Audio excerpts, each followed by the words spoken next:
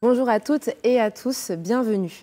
Les étudiants du master de journalisme de l'université Lumière Lyon 2 sont heureux de vous accueillir pour une émission sur les nouveaux médias numériques. Notre équipe a tout mis en œuvre depuis 3 semaines pour vous proposer un débat public malgré les conditions sanitaires actuelles. Nous nous sommes adaptés au mieux et à défaut de pouvoir vous accueillir ici dans l'amphiculturel de l'université, nous vous invitons à nous suivre en live sur Twitch. D'ailleurs, n'hésitez pas à nous poser vos questions tout le long de ce débat. Pendant 1 heure environ, nous allons débattre avec plusieurs invités des nouveaux médias numériques. Donc, Suzanne, qui co-anime cette émission avec moi, vous en dit plus. Bonjour Inès, aujourd'hui nous allons parler des médias créés très récemment et qui s'affranchissent des cadres des médias traditionnels. D'abord sur la forme, en utilisant de nouveaux formats numériques et des canaux de diffusion inhabituels comme les plateformes numériques. Par exemple, la plateforme Twitch que nous utilisons aujourd'hui. Ces nouveaux médias modifient aussi leur relation au public.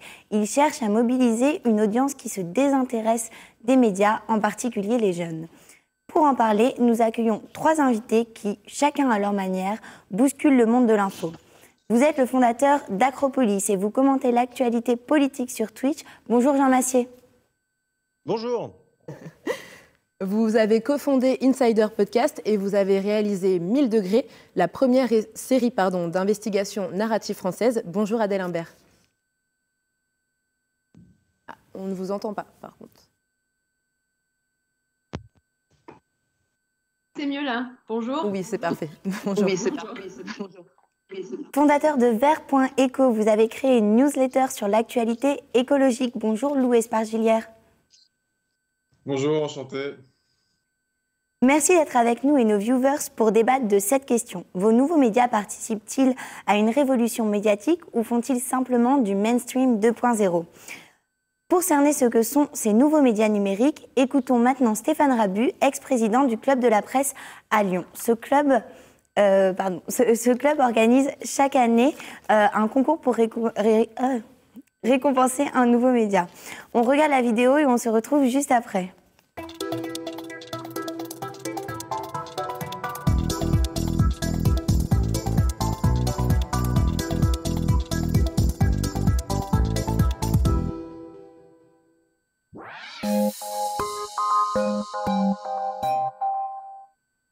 Alors, je n'ai pas de chiffres. Par contre, je pense qu'on est dans une phase, d'autant plus avec le Covid, où on va voir une émergence de plus en plus de médias. Et on a un nouveau phénomène qui explose aux États-Unis, qui sont les newsletters. On a avec Substack des journalistes qui étaient en rédaction, qui quittent les rédactions de leurs médias pour devenir leurs propres médias. Donc, les médias numériques vont exploser et il y en aura de plus en plus, je pense, chaque année. De toute façon, chaque année, voit des acteurs arriver dans le domaine.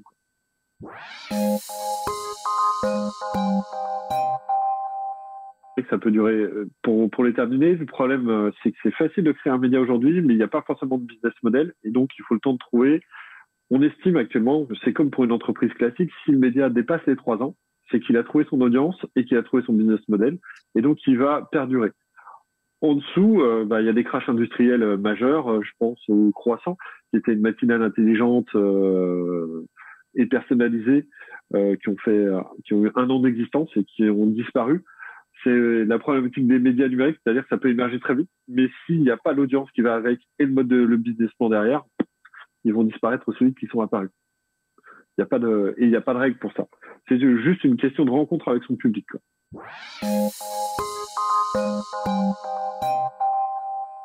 Forcément, parce qu'en émergeant aussi, ils permettent d'avoir d'autres voix que ce qu'on avait autrefois. Moi, je suis pas assez vieux et trop jeune, mais il y a eu l'ORTF où il y avait qu'un seul média. Après, on a eu la radio qui n'était pas libre. Donc, dans les années 80, l'explosion des radios FM, la démultiplication des chaînes télé, et maintenant les médias sur des supports numériques. Bah oui, ça donne de l'audience, ça permet de toucher d'autres publics, ça ouvre le jeu. Après, est-ce que ça donne une meilleure information de qualité ? Ça, j'en suis pas sûr. Tout dépend des médias et des contraintes qui se donnent.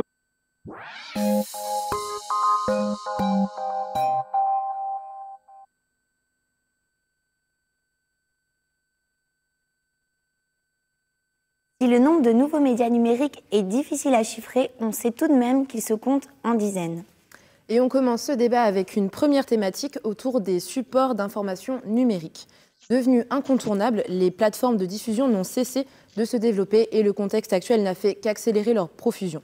À titre d'exemple, la revue de presse de Samuel Etienne, qui est aussi diffusée sur Twitch, regroupe régulièrement 16 000 viewers et 100 000 en replay. Un stream qui est classé en top 5 monde sur sa plage horaire. Autre médium de diffusion de plus en plus sollicité, la newsletter. Elle permet aux internautes d'avoir une information ciblée sans tomber dans les pièges des réseaux sociaux. Enfin, les podcasts d'actualité rencontrent également un franc succès sur les géants du streaming audio comme Spotify ou Apple Podcasts. En 2020, le pure player brut se hisse à la 3e place du classement des podcasts les plus écoutés sur Spotify. Et les agences de presse s'y mettent aussi avec l'AFP, qui proposait de déchiffrer les élections américaines dans un podcast intitulé 2020. Tous les trois, avec vos différents médias, vous participez à ce renouvellement des formats médiatiques. Par exemple, vous, Jean Massier, vous utilisez la plateforme Twitch dédiée aux jeux et au streaming. Pourquoi avez-vous choisi cette plateforme ? J'ai choisi cette plateforme pour les facilités techniques qu'elle proposait et pour les facilités éditoriales que ça offrait, en fait. Twitch est une plateforme de streaming donc qui permet à n'importe qui de diffuser un flux vidéo en haute définition et avec une bonne qualité de son. Et ça, en 2015, c'était pas offert à toutes les plateformes. Grosso modo, à part Dailymotion, YouTube, il y avait que Twitch qui existait. Sauf que Twitch avait un truc en plus, c'est que Twitch ne proposait pas qu'un outil technique de diffusion. Il y avait aussi Livestream, mais ça, pour le coup, c'est vraiment des outils purs. C'est que Twitch offrait l'aspect plateforme avec tous les outils qui vont avec, la possibilité de s'abonner, la possibilité d'interagir, la possibilité même de pusher des informations directement, des notifications en lancement de stream, ce genre de choses-là. Et c'était une plateforme qui avait été pensée par des gamers pour des gamers pour son aspect communautaire. Et l'aspect communautaire, on le retrouve dans le chat qui crée tout l'intérêt de Twitch réside dans le chat et dans la possibilité d'avoir une conversation plutôt que de simplement faire une émission et d'émettre un flux, mais vraiment de faire une conversation. Et c'est ça qui offrait une possibilité éditoriale particulière qui existait nulle part ailleurs à ce moment, enfin, en 2015. C'était la possibilité de rapprocher la politique des gens et d'en faire un sujet de conversation et pas simplement un sujet, encore une fois, pas seulement un sujet de cours en fait, avec un mec face caméra qui va t'expliquer comment ça marche la politique. Ça, c'était pas un truc qui m'intéressait, je voulais faire exactement l'inverse, je voulais aller à la rencontre des gens et leur dire, et vous, qu'est-ce que vous en pensez? Dites-le moi et discutons-en. Voilà, donc c'est pour ça que j'ai choisi Twitch en 2015. D'accord, merci beaucoup Jean Massier. Adèle Imbert, vous avez cofondé 1000 degrés, une série d'investigations narratives diffusées sur Insider Podcast, votre propre plateforme. Pourquoi avoir fait ce choix ? Alors, plus globalement, c'est le choix du podcast comme outil pour révolutionner un peu le fond et la forme, enfin l'information sur le fond comme sur la forme. Donc, c'est pour ça qu'on a cofondé Insider Podcast avec Émilie Denêtre. Et pour nous, le podcast, c'était vraiment un moyen de casser un peu les codes et de repenser en fait l'investigation. Et donc, d'ailleurs, on développe ce qu'on appelle l'investigation narrative. On en reparlera peut-être un peu plus tard, mais en gros, sur le fond comme sur la forme, le podcast nous permettait vraiment d'aller chercher d'autres audiences parce qu'on est aussi sur un mode d'écoute qui est complètement différent.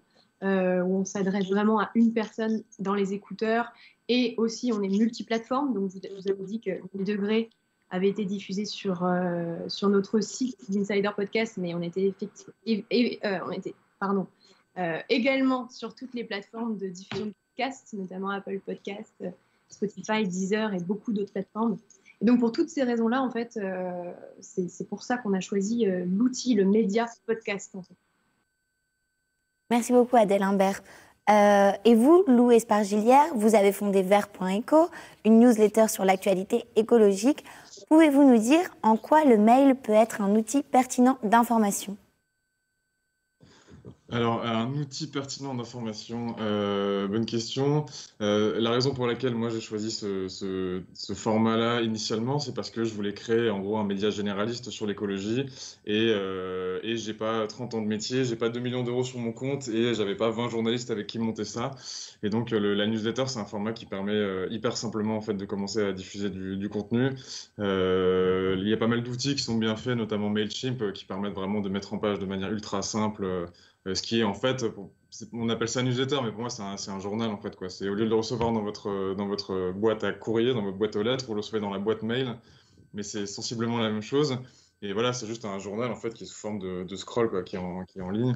Ce qui est bien, c'est que ça s'adapte bien à tous les écrans, donc tous les types d'usages sur mobile ou sur ordinateur.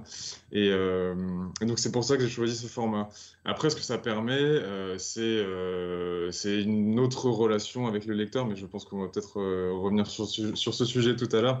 Mais bon, l'idée, voilà, c'est qu'il y a une proximité supplémentaire, peut-être un peu comme Twitch, qui fait qu'on est en lien direct avec les lecteurs et qui peuvent répondre aux mails qu'on leur envoie et nous insulter ou au contraire nous envoyer des cœurs. Merci beaucoup pour votre franchise. À une époque où l'information en ligne est pléthorique, comment faites-vous, Adèle Imbert, pour que vos podcasts soient visibles dans le paysage médiatique numérique? Vaste question. Disons qu'avec le podcast, on a trouvé une manière de faire du journalisme et de faire du journalisme d'enquête qu'on ne pouvait pas faire dans les médias traditionnels. Enfin, moi, j'ai notamment travaillé à Radio France et au Monde.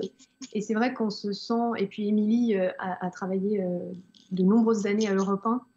Et on se sent un peu dans des carcans quand on travaille dans les médias traditionnels. Dans le sens où voilà, l'information doit répondre à un certain format. Enfin, à la radio, on ne peut pas décider que le reportage, même s'il est très intéressant et fascinant, on ne peut pas l'étendre. On est vraiment contraint par une grille de programme. Alors que là, en fait, on a décidé justement, par exemple pour 1000 degrés, de découper notre matière sonore et de la construire et de l'écrire en créant du suspense d'un épisode à l'autre, et en fait en injectant des techniques utilisées par les scénaristes, notamment les scénaristes de fiction, donc en créant des mécanismes de suspense comme ça, d'un épisode à l'autre, en découpant notre enquête en 10 épisodes, du coup on entraîne l'auditeur, on le prend par la main et on fait en sorte qu'il ait envie d'aller écouter l'épisode suivant. Et du coup, on le tient pendant les 10 épisodes et l'auditeur apprend des choses et découvre de nouveaux éléments dans cette affaire sans même s'en rendre compte, en fait, parce qu'on allie le divertissement et l'information. Et voilà, ça c'était... et je pense que c'est ça qui a porté un peu le projet 1000 degrés et donc qui a aussi posé les codes d'Insider Podcast. C'est cette volonté évidemment d'être diffusé d'une manière différente par rapport aux médias traditionnels, donc d'aller aussi chercher une audience différente qui n'écoute pas forcément les médias traditionnels, qui ne regarde pas forcément les médias traditionnels, et de lui présenter l'information sous une autre forme et sous une autre manière. Et c'est comme ça, je pense qu'on a réussi à faire de 1000 degrés un succès. Merci beaucoup. Et vous, Lou Espargilière, comment faites-vous pour vous frayer un chemin dans les différentes boîtes mail ? Vaste question. Comment je fais pour me frayer un chemin? Y a tout un tas de manières de le faire. Les réseaux sociaux, la publicité ciblée, le bouche à oreille. Après, il faut aussi savoir compter sur le réseau des médias traditionnels parce que jusqu'à nouvel ordre, c'est quand même eux qui ont le maximum d'audience. Là, c'est un petit peu compliqué avec le Covid puisque voilà, on devait notamment participer au festival de Mediapart où il y a beaucoup de monde et tout. J'ai travaillé pendant quelques années là-bas pour se faire connaître, mais donc c'est pas possible puisque le Covid oblige, on fait plus grand-chose de physique. Et par ailleurs, là, on a lancé il y a quelques semaines, quelques mois, une offre en vidéo où en fait on fait des émissions, des entretiens en plateau, qui sont des émissions de débat autour de l'écologie, où on invite des gens qui ont des points de vue intéressants, qui ne sont pas forcément tout à fait experts. Et donc l'idée, c'est de s'adresser vraiment à un public assez large par ce biais-là. Et par exemple, hier, là, on vient de tourner une émission avec Guillaume Meurice, et donc qui sera diffusée probablement la semaine prochaine ou la suivante. Et donc voilà, jouer sur plusieurs types de médias, sur plusieurs tableaux pour augmenter son audience, c'est ça la stratégie, quoi. Merci beaucoup. Vous, Jean Massier, avec l'arrivée de différents médias sur Twitch, comme vous disiez, comme on a dit, excusez-moi, au début Samuel Etienne et aussi récemment France Télévisions, comment faites-vous pour rester visible sur cette plateforme ? C'est de plus en plus difficile parce que Twitch est en train de connaître ce que YouTube a connu dans les années 2014-2015. C'est la saturation. C'est qu'en fait, il y a certes beaucoup plus de gens qui créent des comptes Twitch pendant le confinement partout sur la planète. Beaucoup de gens ont créé un compte Twitch, mais pour autant, le temps de cerveau disponible par personne n'est pas extensible. Et quand une personne regarde un stream, elle ne regarde pas un deuxième. Et donc forcément, la concurrence est beaucoup plus violente aujourd'hui sur Twitch que par le passé. Et pour s'en sortir, en réalité, le système algorithmique fonctionne pas très bien sur Twitch, ça marche pas vraiment comme ça. C'est essentiellement les recommandations par les streamers eux-mêmes. C'est quand un streamer va faire un raid, va faire un host sur la chaîne de quelqu'un d'autre pour envoyer son public là-bas. C'est quand un streamer va parler de ta chaîne sur sa chaîne va parler de toi. C'était déjà le cas avec ce qu'on appelait les collabs sur YouTube, ce qu'on appelle toujours d'ailleurs les collabs, le fait de bosser à plusieurs youtubeurs pour aller montrer sa tronche sur la chaîne d'un autre et grappiller un peu de ses abonnés. Et ça, du coup, ça implique qu'il n'y a pas vraiment de stratégie à avoir. En fait, il faut avoir des potes, il faut être dans le milieu, il faut passer des soirées à jouer à des jeux avec d'autres personnes. Voilà. Moi, je le fais pas beaucoup, parce que j'ai toujours eu la chance d'avoir une position un peu iconoclaste sur Twitch, qui fait qu'il y a beaucoup de gens sur Twitch qui savent que j'existe et qui connaissent ce que je fais, simplement parce que j'étais le premier à faire ce que je faisais et que j'étais là à une époque où la concurrence était moins rude. Donc voilà, il n'y a pas grand-chose à faire. Il y a quand même des techniques aussi qui permettent à des gens de te découvrir en utilisant les autres réseaux sociaux. Moi, je suis énormément sur Twitter. J'annonce mes streams sur Twitter, ce qui permet à certaines personnes de choper le lien et de venir me regarder. Je fais des best-of sur YouTube, ce qui permet aux gens qui ne peuvent pas être physiquement présents là de découvrir ma chaîne, juste en 10 minutes d'avoir un aperçu des meilleurs moments du mois. Et si ça les fait marrer, ils peuvent s'abonner à ma chaîne et j'ai gagné une personne de plus. Mais en fait, moi, je fais partie de ceux qui communiquent le moins parce qu'après, tu as énormément de streamers qui sont à fond sur TikTok, sur Insta, qui font des stories, qui font beaucoup de choses. Et le boulot d'un streamer consiste en grande partie à faire de la communication autour de son stream pour ramener plus de gens. Mais moi, c'est pas vraiment mon cas. Pour l'instant, j'ai la chance de plus vraiment avoir besoin de ça parce que la concurrence très rude, je la subis beaucoup moins que ceux qui ont débuté il y a seulement quelques mois. Merci beaucoup. Donc, on ne peut pas aujourd'hui parler de médias numériques sans évoquer forcément les réseaux sociaux. Leslie Soulan-Vazy, étudiante en journalisme et cofondatrice de Nakama, un média créé par les jeunes et pour les jeunes, nous parle de leur importance dans le journalisme actuel. On se retrouve juste après.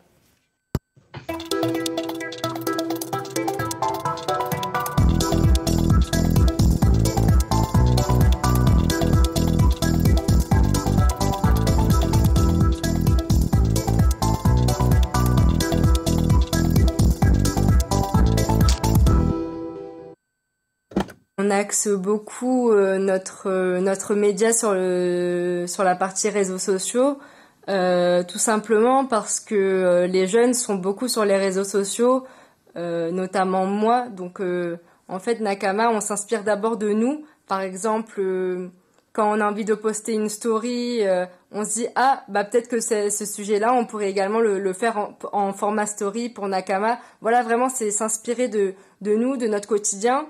Et quand par exemple il y a quelque chose qui nous interpelle, on se dit peut-être que ça rentrerait pile poil pour le compte Instagram ou sur le compte Twitter.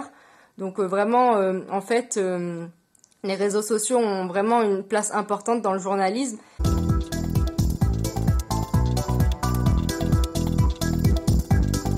On se sert pas des réseaux sociaux juste pour partager le lien de l'article et c'est tout. En fait on se sert de tout ce qui marche le mieux sur un réseau social et on l'utilise et on le met en forme pour proposer du contenu. Par exemple, sur Instagram, on propose des slides informatifs où, par exemple, on traite de l'actualité chaude. Par exemple, l'affaire des écoutes avec Nicolas Sarkozy. On a fait des slides un peu pour expliquer la situation. Donc, c'est des slides avec quelques chiffres clés, quelques mots clés, les personnages clés, etc. Et avec des illustrations. Donc, on mêle un peu tout ça. Et c'est des nouvelles formes de journalisme. Et donc oui, les réseaux sociaux ont vraiment une place importante de nos jours, mais dans le journalisme. Mais c'est pas seulement juste pour relayer les articles, mais c'est beaucoup plus que ça. Et je trouve que c'est vraiment important de s'en saisir pour pouvoir attirer le plus de monde possible et pour que l'information passe à travers tous les canaux de communication.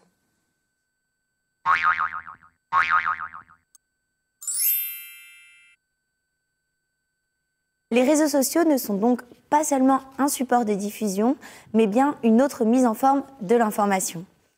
Adèle Imbert, vous qui venez d'un média traditionnel, ou de plusieurs, en l'occurrence Radio France et Le Monde, quels changements pouvez-vous distinguer dans votre pratique journalistique avec Insider Podcast ? Alors, c'est un petit peu ce que j'avais commencé à dire tout à l'heure. Déjà, c'est vrai que la pratique n'est pas du tout la même, puisque quand vous êtes à la radio et que vous faites le sujet radio, vous savez que c'est un flux, donc que les gens vont vous écouter, mais vous adresser à des milliers de personnes en même temps. Et la radio est en général le poste ou le téléphone posé quelque part et les gens font autre chose en même temps. Donc l'adresse n'est pas du tout la même. Donc c'est vrai qu'en termes d'écriture, en termes de tonalité, il y a quelque chose qui est beaucoup plus intimiste dans le podcast. On s'adresse vraiment directement à un seul auditeur. C'est très ciblé, c'est très personnalisé, c'est très incarné. Et ça change vraiment beaucoup les choses. D'ailleurs, pour écrire 1000 degrés, on s'est beaucoup interrogé sur la pertinence ou pas d'utiliser la première personne pour s'adresser, s'adresser en tant que journaliste. C'est quelque chose qui se fait beaucoup aux États-Unis et là-bas, on ne se pose pas vraiment la question de savoir si oui ou non le journaliste peut incarner directement son histoire. En France, ce n'est pas encore beaucoup fait. Et encore moins à la radio. Donc par exemple, voilà, là, c'était un vrai choix, c'était une vraie volonté aussi de casser certains codes, d'assumer le je, d'assumer le nous, et d'embarquer aussi du coup les auditeurs avec nous dans l'histoire et aussi dans les coulisses de l'enquête. Ça, c'est le premier, oui, c'est voilà, en gros, les raisons pour lesquelles ça se distingue vraiment pour moi, c'est la tonalité, le format aussi, comme je disais tout à l'heure, puisque là encore, si on estime que notre enquête mérite d'être découpée en 10 épisodes et qu'il y a un épisode qui va faire 50 minutes et l'autre épisode qui fera 15 minutes, bah, c'est pas grave, en fait, on décide vraiment du format en fonction de la pertinence du contenu et de l'information. Et ça, pour moi, le podcast a été un champ des possibles, quoi. Vraiment une expérimentation totale de plein de nouvelles possibilités. Merci beaucoup. D'après vous, Jean Massier, quelle place a le journalisme sur la plateforme Twitch ? Ce qu'il faut bien comprendre, c'est que dans le monde des médias traditionnels, des écoles de journalisme, des discussions et de la réflexion autour des médias, il y a tout un champ lexical qui n'est pas du tout utilisé sur Twitch et dans beaucoup de ce qu'on appelle des médias numériques. Le mot média est très peu utilisé, le mot journalisme est très très peu utilisé, le mot rédaction est très peu utilisé, le mot éditorial est très peu utilisé. En fait, quelle est la place du journalisme sur Twitch ? En fait, j'en sais foutre rien parce que personne ne parle jamais de ce mot-là, personne n'utilise ça. Il y a très très peu de gens qui se disent journalistes et qui font des trucs sur Twitch. Le seul que je connais, c'est Samuel Etienne. Les autres, moi je suis pas journaliste, Usul il est chroniqueur chez Mediapart, il est pas journaliste, en tout cas dans ceux qui font du talk show et de l'actualité comme moi. Il y a le journal L'Équipe qui avait fait à une époque un talk show en plateau, mais ils ont arrêté de le faire parce que ça coûtait un bras. Il y avait Canard PC aussi qui faisait une émission, un talk show. Toutes les chaînes, tous les médias jeux vidéo comme jeuxvideo.com, Webedia, etc., ils utilisent jamais le mot journaliste, alors qu'ils font un JT tous les jours les mecs, hein. C'est un JT avec un présentateur face cam qui dit bonjour, qui passe les infos, des chroniqueurs qui viennent dire des trucs sur le plateau. C'est un JT. Mais j'utilise jamais le mot JT. C'est pas. Et donc c'est vachement difficile de te répondre. En fait, j'en sais rien. Je sais pas quelle est la place du journalisme sur Twitch. Merci pour cette franchise. Et vous, Lou Espargilière, est-ce que votre newsletter crée de l'information ou relaye seulement des informations déjà produites ? Comme tous les médias, un peu des deux, enfin comme tous les médias devraient le faire, en tout cas un peu des deux, je pense. C'est-à-dire que Vert, donc c'est un format qui est relativement court, ça fait l'équivalent, chaque jour en gros on envoie un peu moins qu'une page de journal traditionnel, un peu moins qu'une page du Monde qui fait 9000 signes, nous c'est plutôt 7000, donc ça se lit en 7 minutes de lecture, et là-dedans vous allez avoir généralement 7 ou 8 infos différentes avec des formats un peu différents. Il y a trois articles relativement courts et des brèves, et je renvoie toujours vers une vidéo. Donc voilà, par exemple, en gros, sur l'écologie, je considère qu'il y a pléthore d'informations. Simplement, en fait, l'information sur l'écologie est très fragmentée, c'est-à-dire que vous allez avoir Le Monde qui va faire l'actualité politique ou géopolitique sur l'écologie, Reporter qui va plutôt parler de l'actualité militante et sociale autour de l'écologie, d'autres titres sera plutôt l'actualité technique, scientifique, juridique, enfin peu importe. Et donc l'idée de Vers, c'était de proposer aux lecteurs en un court temps, puisqu'on n'a pas, enfin, les gens n'ont pas forcément 2 heures à consacrer à l'information sur l'écologie chaque jour, leur proposer en gros un travail un travail de digestion un peu de l'actualité de l'écologie, et surtout une veille en gros généraliste, quoi. Donc c'est-à-dire qu'il y a ce côté veille effectivement, où on va piocher des informations à droite à gauche, en citant évidemment toujours les auteurs, et souvent, enfin quotidiennement, il y a des infos qui sont plutôt les nôtres. Mais en fait, comme comme 100% des journalistes, il n'y a pas d'infos, on ne crée pas d'infos ex nihilo, quoi. C'est-à-dire que une info, ça va être quelque chose qu'on a entendu de quelqu'un, quelque chose qu'on a observé, mais l'information, elle ne naît pas de rien du tout. Donc, contrairement à d'autres médias, par contre, effectivement, on fait très attention à toujours citer la source. Mais voilà, il y a des infos qui sont, on va dire, un peu de première main, quoi. En fait, comme n'importe quel journal. En revanche, nous, il y a un côté, on la joue un peu plus collectif. C'est-à-dire que même quand on sort une info qui est notre info, comme on a un format très court et qu'on veut permettre à nos lecteurs de s'informer le plus possible s'ils en ont envie sur un sujet, et ben on renvoie toujours quasi systématiquement vers une source tierce pour en savoir plus, quoi. Si on parle d'hydrogène, il y a une actu sur l'hydrogène, j'en sais rien, on va en parler dans un article relativement court et puis on indiquera le dossier d'alternative économique sur l'hydrogène si vous voulez en savoir plus. Ce qui permet à nos lecteurs d'avoir à la fois une veille en quelques minutes de lecture et en même temps potentiellement de passer la journée à s'informer et à se documenter s'ils ont envie de creuser les sujets, quoi. Voilà. Merci pour toutes ces précisions. Et on passe donc aux questions du chat. Vous avez été quelques-uns à nous écrire. Nous avons donc une question pour vous, Jean Massier de ISEA. Comment assurer sa crédibilité sur une plateforme où les fake news et les vraies informations peuvent circuler de la même manière ? C'est quoi sa crédibilité, en fait? C'est être crédible vis-à-vis de qui et vis-à-vis de quelle autorité qui distribue de la crédibilité? Il y a un énorme enjeu autour de ça parce que ça dépend fondamentalement de ce que tu veux transmettre à ton public et quel rapport tu as avec ton public. Est-ce que tu veux que ton public te croie sur parole? Est-ce que tu veux que ton public participe à une conversation avec toi? Je ne saurais même pas dire si moi je suis crédible ou pas. Fondamentalement, il y a beaucoup de gens qui pensent que je m'y connais beaucoup et qui me suivent pour ça. Il y a aussi énormément de journalistes spécialisés qui pensent que j'y connais pas grand-chose et que j'aurais pas ma place dans une rédaction plus professionnelle, plus sérieuse ou plus légitime. Donc la question de la légitimité, elle est elle aussi assez complexe. Je pense que ce qui fabrique la confiance du public sur les réseaux sociaux, en particulier sur Twitch, c'est la sincérité de la démarche. C'est la manière que tu as de t'adresser à ton public et surtout de leur expliquer ce que tu es en train de faire et pourquoi tu es en train de le faire. L'humilité, si tu débarques avec tes gros sabots en disant aux gens « je sais, je vais vous dire », a priori, ça va assez mal passer, en tout cas sur une plateforme très conversationnelle comme Twitch. Si par contre tu viens avec beaucoup de simplicité, en disant que t'en sais pas plus que les autres, mais que tu as envie d'en discuter, que c'est un sujet intéressant et qu'il faudrait le creuser. Moi, il y a un truc que je fais beaucoup, par exemple, c'est que le chat m'informe, le chat me dit des trucs, je pose des questions au chat. Quand j'ai un doute sur une info, je demande, et en fait, le chat, en fait, ils vont trouver la réponse. En général, soit ils vont chercher sur Google, soit il y en a plusieurs dans le chat qui connaissent déjà la réponse, qui vont la taper dans le chat. Et hop, en fait, là, les gens m'ont appris un truc. Et donc, en faisant ça, c'est anecdotique. Je le fais un peu à certains de mes streams. C'est anecdotique, mais en fait, tu renverses complètement la vapeur. C'est le chat qui apporte une information au mec qui présente l'émission. Et ça aide à la crédibilité. Ça aide considérablement à crédibiliser le contenu quand les gens comprennent que tu n'as pas d'arrière-pensée, que tu n'es pas là pour défendre une boutique, un intérêt quel qu'il soit. Non, tu es juste là. T'es juste là parce que tu as envie qu'on parle de l'actualité. Et ça, à mon avis, la règle de la sincérité et de l'humilité, c'est un truc qui est très très propre à Internet et qui est une clé énorme du succès. Est-ce que je peux rebondir sur ce qui Oui, bien sûr, allez-y. Non, ce qu'il vient de dire, c'est fondamental. Il y a la grosse différence entre les nouveaux médias et les médias traditionnels, c'est cette question centrale de l'humilité.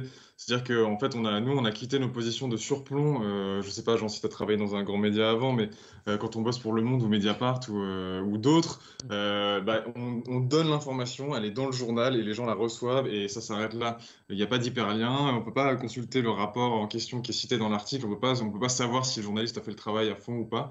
Et par exemple, dans Vert, je donne jamais une info sans mettre un hyperlien. Et en fait, je constate en lisant de manière de plus en plus assidue la presse traditionnelle que même un journal comme Le Monde, parfois, ils s'emmerdent pas à mettre le lien vers leur source. Et quand on va à la source, on se rend compte qu'en fait, ils ont mal traduit une phrase d'un rapport. Et ça, en fait, mes lecteurs, ils peuvent faire l'exégèse de tout ce que je raconte. Ils peuvent cliquer sur les liens et voir si ce que je dis est vrai ou pas. Et ils peuvent m'écrire un mail d'insulte si ça les chante. Et donc ça fait, il y a la plus grande horizontalité en fait qu'il y a grâce aux nouveaux médias. Ça change un peu tout, quoi. Alors, merci beaucoup. On a également une deuxième question. Attends, elle voulait... Ah, excusez-moi, mais vous allez peut-être pouvoir répondre à la suivante. La question suivante, elle est destinée à vous trois. Mais du coup, je vous laisserai commencer, Adèle Imbert. Quelle plateforme conseillerez-vous pour quelqu'un qui souhaite se lancer et pourquoi ? Oui, alors du coup, je suis pas sûre de vouloir commencer. Comme vous le souhaitez. Non, la plateforme est un outil et donc en fait la question à se poser c'est pas sur quelle plateforme j'ai envie de me lancer, c'est sur quelle plateforme à qui j'ai envie de m'adresser pour dire quoi en fait, et donc ensuite j'irai les chercher sur la plateforme qui va bien. Par contre, le vrai conseil que je donnerais vraiment à tout le monde, c'est ne vous lancez jamais sur une plateforme dont vous n'êtes pas vous-même un client. Au sens d'usuel. Si spontanément, quand vous sortez votre téléphone, vous allez sur TikTok, que vous consultez des contenus sur TikTok, que vous aimez TikTok, c'est une application sur laquelle vous trouvez que l'ambiance est cool, etc., alors vous lancez sur TikTok, à mon avis, est plutôt une bonne idée. Mais avoir une réflexion en réunion avec d'autres personnes en disant tiens, ça a l'air de cartonner en ce moment, telle application, ouais, ça marche très bien, t'as raison, il faudrait qu'on crée un truc, ça pour moi c'est une erreur. C'est une vraie erreur parce que c'est vraiment ne pas en comprendre la culture, ne pas en comprendre les subtilités. C'est le meilleur moyen de sonner faux sur n'importe quelle plateforme. Et ça se voit sur Twitch. Ça se voit énormément sur Twitch. Ça s'est d'ailleurs vu il y a 2 ans. Il y a 2 ans, il y a eu un phénomène sur Twitch. À l'époque, personne ne parlait de Twitch, c'est pas très grave. C'est qu'il y a beaucoup de youtubeurs qui sont venus sur Twitch. Des gens qui avaient des grosses chaînes YouTube sur Twitch, avec des grosses communautés, des millions d'abonnés, etc. Sur YouTube, pardon, excusez-moi, sur YouTube. Donc, qui marchaient très très bien sur YouTube. Ils ont vu émerger cette petite plateforme de jeux vidéo là qui s'appelle Twitch. On dit tiens, c'est sympa, il y a l'air d'y avoir du public, je vais y aller. Et en fait, ils sont pas mal à s'être pété les dents. Y compris des gros youtubeurs confirmés, se sont rendus compte qu'en fait, ils maîtrisaient pas les codes de cette plateforme-là, ils la connaissaient pas bien, ils étaient assez mauvais animateurs en direct parce que c'est un exercice très différent que de celui de la vidéo YouTube. Et il y en a plusieurs qui ont pas mal galéré. Certains youtubeurs ont très très bien réussi leur reconversion sur Twitch. Je pense à Antoine Daniel, je pense à Squeezie, qui étaient des géants de YouTube. Et ils témoignent tous les deux du fait que ça n'a pas été simple en fait, qu'ils sont presque repartis de zéro. Je crois qu'un jour, Antoine Daniel avait utilisé l'expression « je suis reparti de zéro ». Et je me suis retrouvé avec la même humilité que quand j'avais commencé sur YouTube il y a 10 ans. Et donc voilà, donc tout ça pour vous dire que même les meilleurs en fait partent de zéro sur une plateforme et que vraiment pour moi, quel que soit le média, ce que vous utilisez, partez vraiment de ce que vous utilisez. Moi, je ne lancerai jamais de podcast parce que je n'écoute pas de podcast. C'est pas un truc que je fais. J'ai jamais réussi à choper la vague du podcast. C'est pas grave. J'ai beaucoup de respect pour les gens qui font des podcasts. Moi, j'en ferai jamais pour cette raison-là parce que j'en écoute pas. Donc, ça sonnera faux. Moi, ce que je ferais, je sais très bien. Donc je m'abstiens de le faire. Oui, est-ce que Adèle Imbert voulait rajouter quelque chose très brièvement ? Vous avez coupé la parole tout à l'heure. Ah non, là, sur les plateformes, j'ai pas beaucoup de conseils à donner. Oui, d'accord, ça marche. Alors, on a donc vu l'intérêt de ces différents formats numériques. On passe maintenant à la seconde partie du débat sur la relation avec le public. Est-ce que vous m'entendez ? Là, ouais. Oui. Pardon. Hier, le baromètre annuel de confiance dans les médias a été révélé par le journal La Croix. L'année dernière, l'intérêt des Français pour les médias avait atteint son plus bas niveau historique. 4 Français sur 10 se détournaient de l'information. Cette année, ils ne sont plus que 3 Français sur 10 à se désintéresser.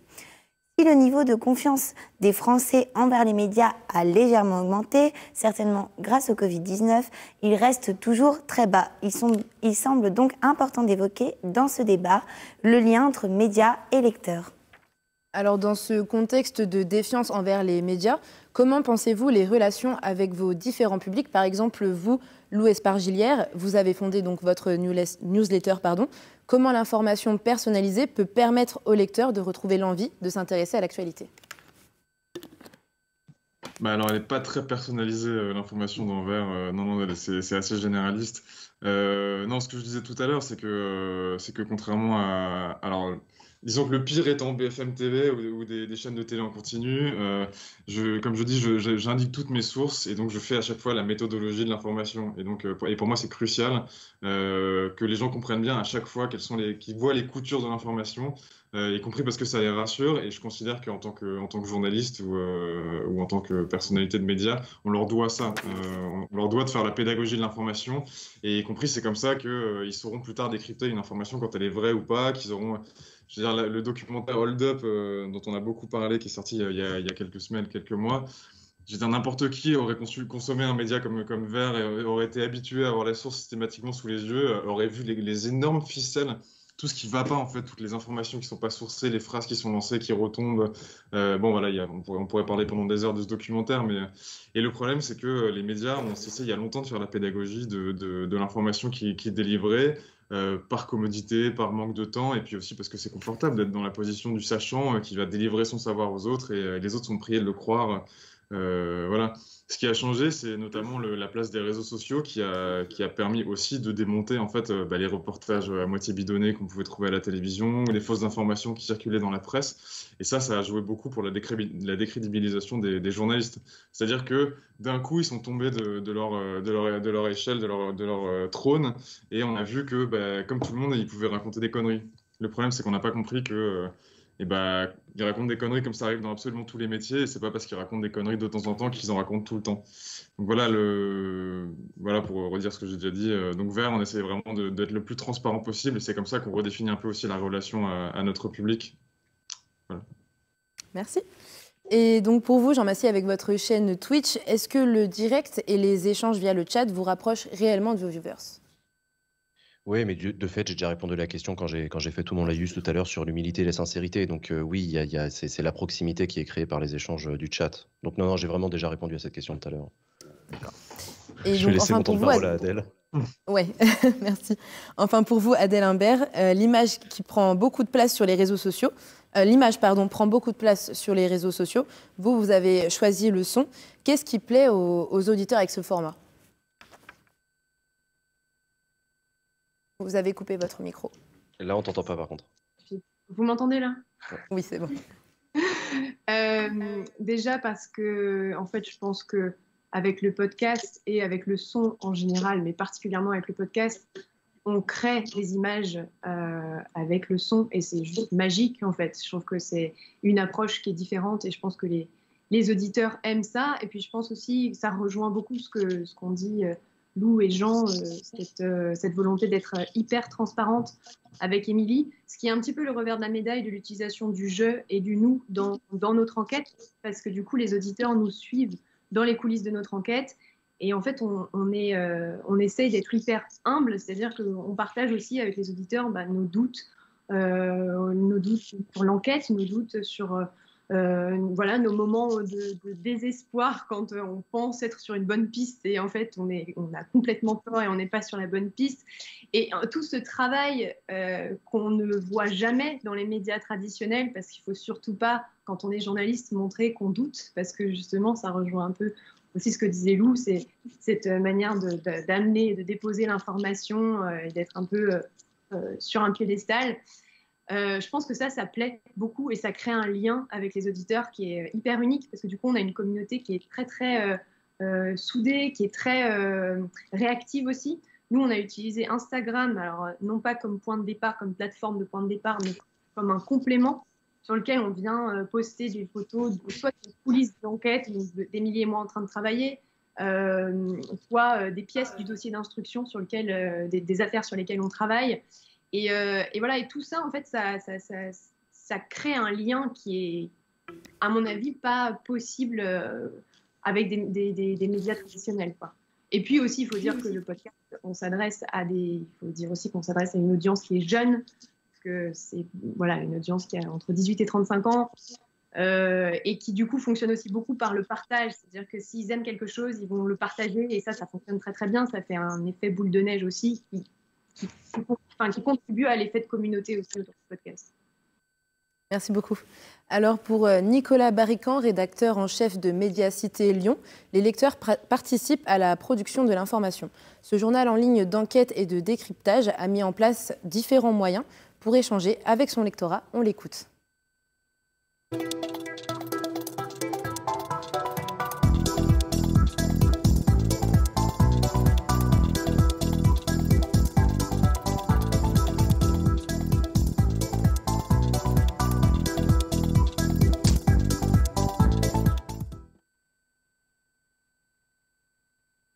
Dès le départ, on a voulu construire le projet en incluant au maximum les lecteurs. Au début du déclenchement de la crise sanitaire, ça passait par des rencontres régulières avec les lecteurs de Médiacité, avec les abonnés, dans des cafés, dans des salles de réunion, autour de thématiques ou d'articles publiés, ou tout simplement, on avait un peu, institutionnalisé un rendez-vous qu'on appelait les apéros lecteurs, et il y avait toujours quelques dizaines de personnes qui nous suivent, qui venaient nous rencontrer, voilà, pour mettre un petit peu de chair, pour expliquer comment aussi on travaille, parce que ça nous semble essentiel en fait de démystifier un petit peu le métier de journaliste, de renouer aussi un lien de confiance avec le public, avec les lecteurs.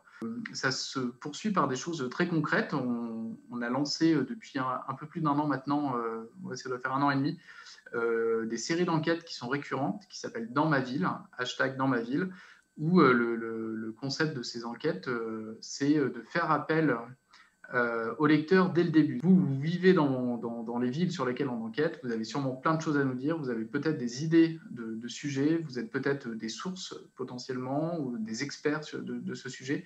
Dites-nous ce que vous voulez savoir sur ce sujet-là. Et les 2 fois, on a reçu plusieurs centaines de contributions. Et ça nous a à la fois donné des idées d'enquête. Ensuite, on a recontacté certains lecteurs qui nous ont aidés à co-construire certaines de ces enquêtes. Donc voilà, ça c'est un exemple aussi concret d'implication du lecteur.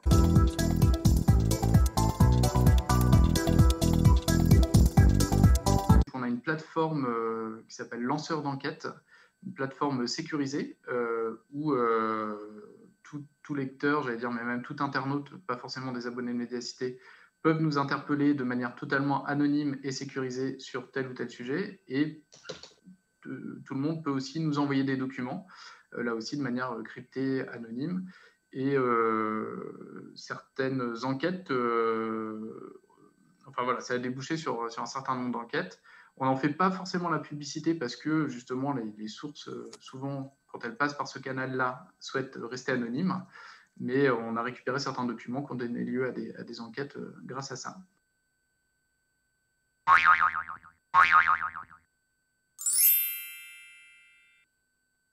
Alors on voit que Médiacité organise des réunions avec ses lecteurs pour montrer comment ils travaillent. Et les lecteurs sont aussi source pour les enquêtes. La participation est donc importante. Est-ce que vous souhaitez réagir à cette vidéo ? Pas forcément à la vidéo, à part que Médiacité, ils font un travail extraordinaire et qu'il faut les soutenir et que c'est des gens formidables.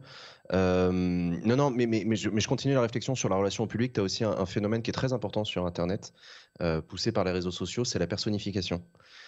C'est un truc avec lequel les médias traditionnels ont plus de mal, puisque sur les réseaux sociaux, on a l'habitude de suivre une personne et pas une marque. Bon, c'est le marketing d'influence, hein, tu me diras, c'est le principe, on suit nos influenceurs mais en réalité, c'est très très important et c'est probablement une des raisons pour lesquelles Samuel Etienne fonctionnera toujours mieux que France Télévisions.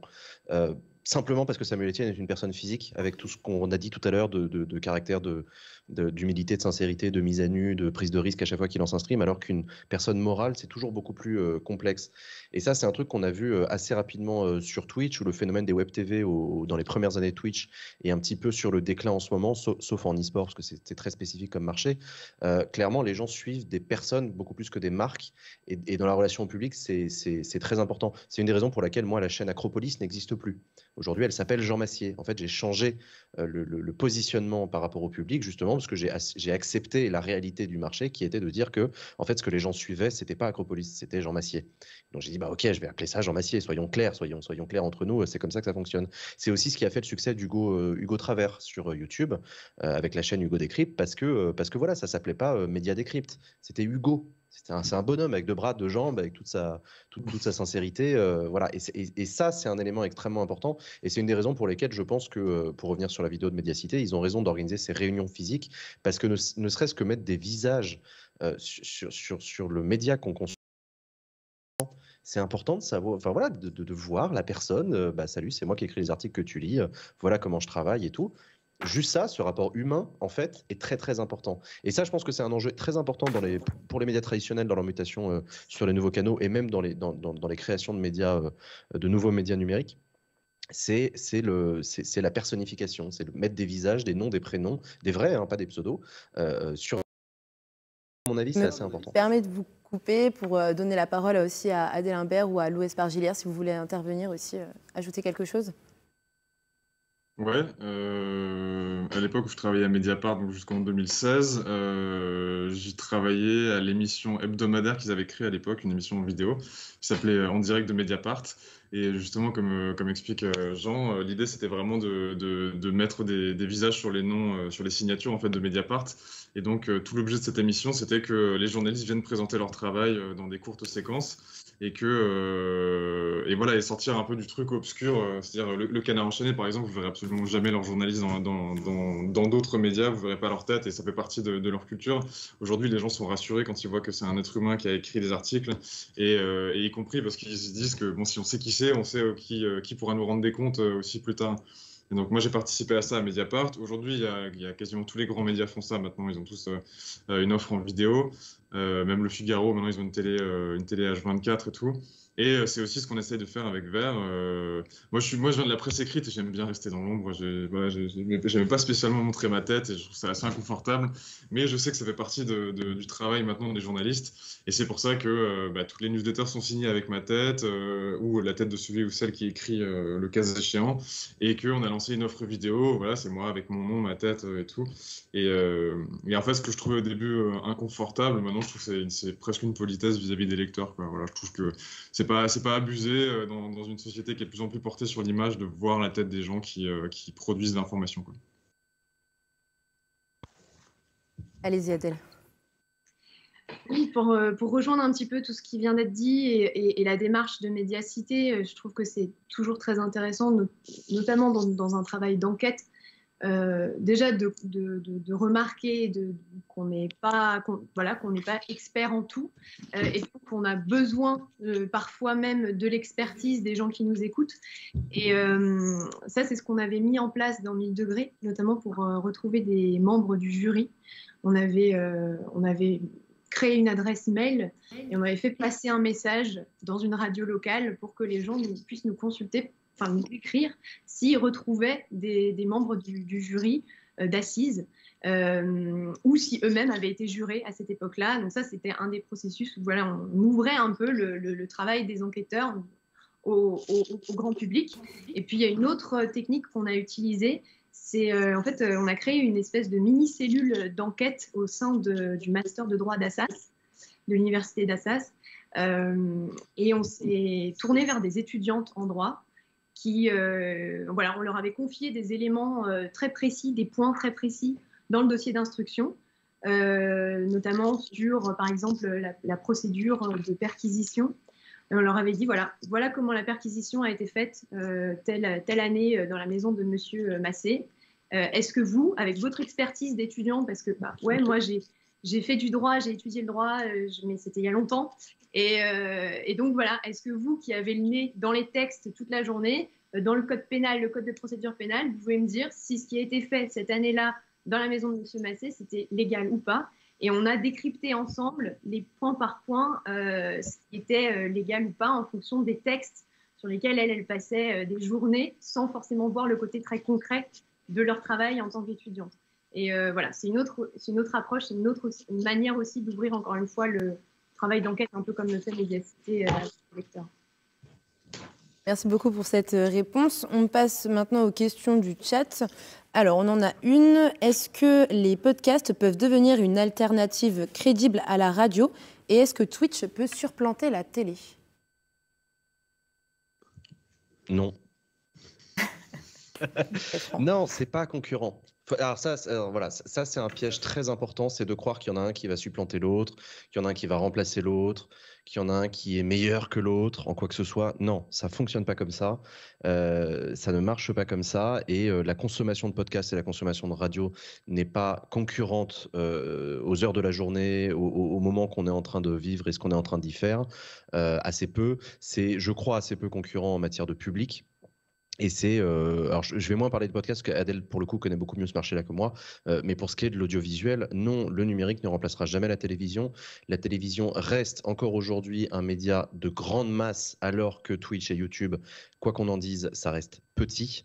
Et je sais qu'en disant ça, on pourrait croire que je tire une balle dans le pied de la plateforme sur laquelle je bosse, mais en fait pas du tout. Les plus grosses audiences de Twitch, c'est que dalle par rapport même aux petites audiences télé, en termes de millions de personnes qui regardent chaque soir les journaux télévisés. Donc déjà, c'est David contre Goliath, et ensuite c'est même pas un combat, puisque pareil, ce ne sont pas les mêmes personnes, ce ne sont pas les mêmes publics. Si un jour Twitch ou les médias audiovisuels web remplacent la télé, c'est pour un effet d'équipement en matériel. C'est vrai qu'il y a un élément qu'on constate aujourd'hui, c'est quand les jeunes s'installent dans un appartement, notamment les jeunes couples, ils mettent plus de téléviseur devant un canapé. Cette organisation de l'espace de vie commun, qu'est le salon, ne correspond plus au format qui a été celui des années 60, 70, 80, 90 et 2000. Et ça, cette mutation-là, avec l'effet de génération, fait qu'au fur et à mesure qu'on avance, il y aura moins de téléviseurs dans les espaces de vie, et donc la télévision pourra potentiellement reculer. Mais d'ici là, la télévision, en tout cas les sociétés de production et les médias télévision, auront eu le temps de se développer sur Internet. Et aujourd'hui, vous savez comme moi qu'à la fois le groupe TF1, le groupe Canal, le groupe France Télévisions sont des médias globaux. De plus en plus. Évidemment, l'écrasante majorité de leurs investissements de production reste sur le format télévision, parce que c'est là qu'il y a le public encore aujourd'hui, mais ils sont tous en train de s'y mettre petit à petit. Donc non, il n'y en a pas un qui va remplacer l'autre. Est-ce que tout ce que vient de dire Jean s'applique effectivement aussi au podcast? Je pense que les deux, radio et podcast, sont complémentaires. Effectivement, les audiences ne sont pas du tout les mêmes, les publics ne sont pas les mêmes. Et puis même la pratique, parce qu'en fait la pratique n'est pas du tout la même, c'est-à-dire que les gens qui écoutent la radio ont en général envie d'être dans un flux d'informations, et en fait écouter la radio, c'est aussi prendre le risque de tomber sur un programme qui a déjà démarré et voilà, récupérer le programme en cours de route. Le podcast, ça demande aussi une démarche plus active de la personne qui décide d'aller sélectionner son programme sur son téléphone, qui décide aussi du moment auquel il va écouter son podcast. Donc, enfin, voilà, c'est le principe de l'audio à la demande, en gros. Après, voilà, les médias traditionnels ont évidemment tous intérêt à se tourner vers le podcast et à produire du podcast natif, parce que je pense qu'en ce moment, il y a un gros problème avec beaucoup de médias traditionnels, notamment les radios, qui utilisent le mot podcast pour parler du replay. Et ça, malheureusement, c'est dommage, en fait, parce qu'en utilisant ce mot-là, on brouille un peu les pistes, et alors qu'en fait, ce serait beaucoup plus clair de dire, voilà, telle radio produit tel podcast qui a été vraiment ciselé et taillé et écrit pour du podcast et pas pour de la radio. Tous les codes sont différents, donc autant voilà, bien distinguer les deux pour justement aller chercher des audiences différentes. Merci beaucoup. Donc notre débat touche à sa fin. Merci à tous nos viewers et à nos 3 invités d'avoir participé. Merci Jean Massier, merci Adèle Imbert et merci Lou Espargilière. Merci bien. Merci. Au revoir. Encore merci à toute l'équipe du Master de journalisme ainsi qu'à l'équipe technique de l'Université Lumière Lyon 2 pour avoir réalisé cette émission dans des conditions inédites. Et un grand merci à notre professeur Magali Reinert qui nous a accompagnés et fortement conseillés pour ce projet. Restez connectés sur notre chaîne pour un débat sur l'indépendance des médias à 15h30. Au revoir. Au revoir.